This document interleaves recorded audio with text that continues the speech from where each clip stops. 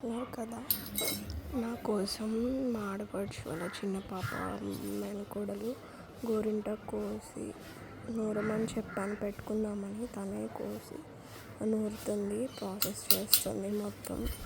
ఎందుకు చెప్పానంటే phone, TV ఇట్లా ఎక్కువ అవి ఇవి చూస్తుంది అని చెప్పేసి ఏదో దాంట్లో ఎంగేజ్ చేద్దామని చెప్పి.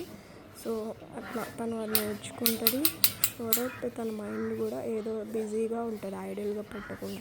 సో మీరు కూడా మీ పిల్లలకి కానీ, మీ చుట్టాలు, మీ అక్క పిల్లలు, అన్న పిల్లలు అట్లా అందరికీ మీ ఇంటి దగ్గర ఎవరైనా అలా తిరుగుతున్నట్టు అంటే ఇట్లా చెప్తే మనకి చాలా యూజ్ అవుతుంది.